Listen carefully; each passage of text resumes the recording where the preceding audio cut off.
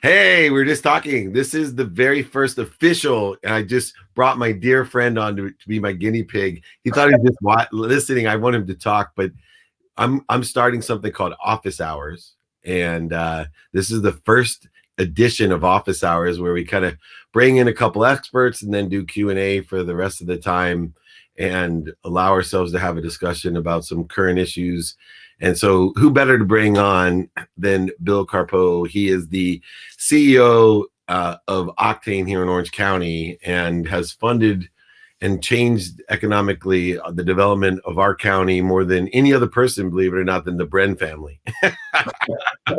I'm not sure about that, but you've done such a great job. But, I wanted to bring you on because we had a discussion this weekend about how this circumstance, the what I call compressed uncertainty, has changed our perspective of ways that we can do things that are actually more beneficial and more efficient than before, and actually stimulating our economy, and I think for the future allowing us to have better efficiencies. What are you seeing business wise that you've learned so far, Bill, that's going to help us moving through this and then past it? well, I think there's a variety of things, Dave. And number one, everybody's being forced to work remote, so I think there's a new efficiency that's going to come back to everyone once they return to the office, whatever that's going to end up looking like. I know we're fully operational, working remotely. Now, I don't think it takes the full place of face-to-face meetings all the time, but I just know myself. I feel like I'm just so much more highly efficient. So that's one. I think the other thing, it probably changes the complexity of people traveling to go to events and meetings. And we are a provider of conferences. So I think on the right side of that, a lot of our audience is local, and we're going to look at capabilities such as what you're doing here today. How do we pull in a more national and even global audience? Yeah, it really gives you that capability of getting a feel. And I think it acclimates, has sped up the learning curve. It has for me. I was very resistant to Zoom calls and video. It would drive me nuts. I have friends in Boise, Idaho I do business with in New York, and they jump on a Zoom like, let's just use the telephone. I know what you look like. But I think the blend, like you said, we're going to have some serious impact, those people to meet in person. But I am always going to do a new assessment on travel. Is this something I really have to do in person? Because there's such a savings, not just in the hard cost of hotel rooms and meals and flights, but the efficiencies that are created. I'm actually on your body. Yeah. And I'm built for an airplane, wasn't built for the football field, but I was built for an airplane. What's interesting as well is I think the dynamics, you're fully functional working from your homes, my business as well, right? We haven't laid anyone off. Everyone is still being full paid. And I think we're more productive working from home right now than we've ever been in the course of what our business is. But I'm looking at some sort of blend. Either do you see yourself, staying home a half a day or a whole day a week, to recreate some of the efficiencies that we get from being at home? Yeah, I do. I mean, I tend to do things in the morning from home, and sometimes kind of after hours, but I could see myself doing more Zoom calls even when everything's fully activated, and utilizing that as a tool. Because there's no question, there's nothing better than being in front of somebody, but you've got to offset the travel and the time and all of that. And this is certainly better than a phone call. I've also think, in our business, we both have raised a lot of money. We've helped other people raise money. You have your Launchpad program, accelerating programs. The companies that you've worked with have, I think, over $400 million, I think, have raised. One of the things that I'm looking at is the vetting process. So I think there's, especially in raising money, you have to be there face to face. But the amount of time and efficiencies of being able to have an initial meeting via Zoom or StreamYard here or whatever we're using, I think you can save a ton of time and money, because there's always 1 in 3 that you're like, Oh boy, I flew all the way here. Now I do 10 to 20 meetings in a day, so I don't run that risk normally when when I go to New York. But in my earlier days, when I wasn't capable of getting that many meetings, I had some really discouraging trips back east that I wish I had this capability for. Yeah, nothing worse than a 2-day trip to New York to make one appointment, right? Uh, it might be fun, but it's not productive. Well, it's kind of interesting. You mentioned Launchpad, and I was talking to JC just this morning, and while this is new for me, Launchpad's actually been using this kind of a process for years, but they use it on the front end of the diligence, which I think is the right place to do it. Then there gets to be a point before you're really going to put your stamp of approval and put somebody in front of a VC firm or whatever. You do want to look under the hood. You want to meet the people. You want to spend a little bit more time with them. And, I'm not sure we're 100% comfortable yet that this kind of a process wouldn't work for that more finality portion. But, it's kind of interesting. He has been using it already. That's amazing. And then we were talking also about something I've been involved with for the last 3 years. And I'm so grateful to my mentors, to younger mentors, by the way, that convinced me that our business was a content business, that the education, the things, the experiences, the situational knowledge, the relationship capital, that we really, to complement what we were doing, we're a content business. And I think your business is starting to come to the same realization that, although you provide great services and value, that there's also this aspect of being a content business that you really hadn't considered before, but now you're realizing it may be an extraordinary opportunity for you. Well, it's one of these crazy aha moments that you have. Is that I was speaking to somebody, a good friend at J&J the other day, and he said to me, he goes, Bill, Octane's a content provider, and intellectually I knew that. I've always known that. I've even said to people, hey, we provide great content, but I've never really thought of us as a content provider. And as we look to the future, his point to me was, you're a great content provider with one channel of distribution, and that's jamming a lot of people in a room and conveying it in person. So, I think one of the lessons that we've learned coming out of this is that we could be way more efficient in a lot of the programs we do, and we could augment and grow the bigger conferences that we do. I mean, something when there's 15 or 25 or 30 people that we're putting in some place to listen to great content, this is the means to deliver it. The amount of brain power that's lost trying to get everybody to drive someplace is just crazy for that smaller group. So there's a lesson learned already that's going to make us better when we come out of this. And I think too, you guys do a lot of trainings. There's a lot of education that goes on. And when people are exploring just the high level information that they may need, I know we've implemented for years in person. For our community, I've given trainings on Fridays, and we buy lunch for everyone, and pretty soon my conference room got too small for it, and it was pretty packed.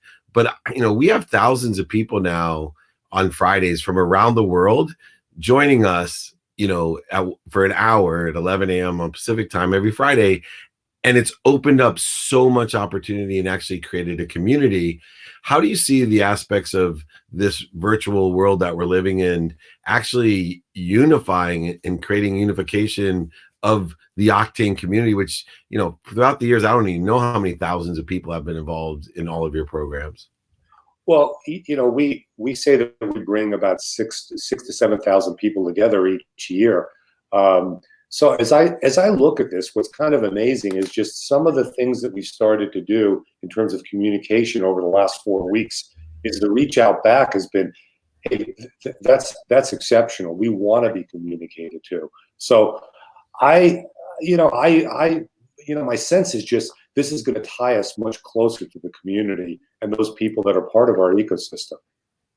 Yeah, absolutely. Now, shifting gears a little bit, you are a mentor to me. You've been around a lot of business and a lot of change. A mentor to me, Dave. Mentor. But I really look to people that have situational knowledge and experience of times of uncertainty. And compared to the people that mostly talk to me, they're like, "Oh my gosh, you were there in 2008. What was that like?" I'd love some just of your perspective and advice for, business people in times like these. If we've been through, from the 80s to the 90s to 2001, 2008, what are some things, that you've learned to do to take advantage? I call it the margins of the millionaires are made during these stressful times. What are some of the tricks or lessons that you've learned in these types of circumstances? Well, I think you've always got to put safety in first place. Safety of your employees, safety of your customers, safety of your organization. Um, you've got to have the proper level of empathy. At the same time, um, I think you've got to stop listening to all the noise around you, and you've got to declutter. And today, with a 24/7 news cycle, it's almost impossible. I mean, you literally have to shut it off, and you've got to be selective on when you want to hear things and what you want to hear. But I think part of the uncertainty is not being afraid to make a mistake too. I mean, I've been saying for the last 3 weeks, the decision I make today could be the wrong decision tomorrow. I'm not sure, but we're going to make it. So make a decision and move forward. And if it needs to change it. And there's nothing wrong with that. But I think the other thing is to be opportunistic. And when I say that, it's not taking advantage of a situation or taking advantage of anyone in particular. It's just being opportunistic and saying, hey, I'm going to take a pause here, and I'm going to come out the back end of this way better than when I went into it, initially. And I think that's always been a good perspective to look at crises. Yeah, no doubt. I always tell people, that one of the old lessons that they say, you can't be sick enough to make somebody well, and you can't be poor enough to make someone rich, right? We can only give what we have. And so many people do. I don't know where or what it is about us. And I experienced this when I was younger, not feeling worthy of everything that I have, and actually giving myself more obstacles, voids, and shortages of feeling guilty, oh, I shouldn't be making the no. I tell everyone, look, if you feel guilty for making it, then give it all away when you make it, but let's get the money moving and let's get in its way, because money doesn't disappear, it just slows down or stops. And I think the most crucial thing as we get through this, from my experience, is the more people that we can get excited about getting things to move. And from Einstein on, nothing happens till it moves, but there's so much opportunity to make these changes. I think a lot of companies, like mine, an example, you're going to find that, gross income may be down, but your net income may be up. Yeah. There's some great opportunities in that respect. But you make a great point as well, as we finish up. Normally I'm helping people what they say. And this is one of the few times I think it's really important to know that we control not only what we say, but we do control what we hear. And I know there's stable data that you and I like to look at, personal and professional data, that we have to take care of our safety, our health, our families, our finances. But I'm in the perspective that we've been blessed with the ability to access that information. There's no need to have negative energy, people, ideas, rhetoric continually playing in our ears, when we can go ahead and make a list, and in the morning or in the afternoon look it up, find the data you need, go look it up, and then move on and strategize on how to turn it into something positive to make it better. What are some of the things that you are looking at and seeking information wise that you think are key dependent or independent variables for our maintenance or even success? Well, I think to your point, it's data and facts and not opinions. I mean, you can again just get mired in the mud of well, this is my opinion, or this is why I'm saying this or feeling this. I mean, let's get all that stuff aside. And people's feelings are important, but what is it factually? What are the facts telling us? And so, I'm turning more to data at this point to point us in the right direction. And I know that there's probably things. I mean, you and I talked this weekend about us having virtual capability. Intellectually, once again, I knew that was someplace we needed to get, and I knew maybe it was 2021, 2022. Well, you wake up, you've got this. You don't have a choice. You're in it. I mean, we're in it. We got to go with it, and so you've got to operate with speed, and dignity from that standpoint. Well, I really appreciate you coming on. I know your biggest loss of everything is just not being able to watch Villanova in the tournament. So I know that. Well, the other thing is, you know how big a Villanova fan I am, and just kind of to frame up our discussion here, I just saw something this morning from Jay Wright saying, "Hey, I'm having a great time recruiting now. I'm recruiting using Zoom," and he goes, Right. "I don't have to get on the airplane and fly to Indiana and fly to Michigan and fly over here." Now again, something something's missing when you're not in a recruit's living room. But it's kind of interesting how everybody's adapting to it. And if I could just leave one other thing, Dave, do I Yeah, have 30 please. seconds? Is that I spoke to some doctors the other day, and you kind of forget that physicians are actually the customers of industry and med device and all of that. And they were framing up and saying there's going to be three kinds of practices that come back: the ones that just never reopen, the ones that do and just grind out trying to do everything the same, and it's going to take them 2-3 years to get the comfort of their patients back, and they go, us, we're going to thrive. We're going to go in and buy those practices that go out of business. We're going to increase our patient count. So again, to me, that's not a group that's taking advantage of the situation. That's a group that's opportunistic, and they're looking at it the right way. And that's the way I want our team to look at that. And I know you do too. Absolutely. Abundant philosophies allow things to come through you for other people. Bill, thank you so much. I look forward to working with Octane and figuring out how we make it the content provider in your industry. So thank you.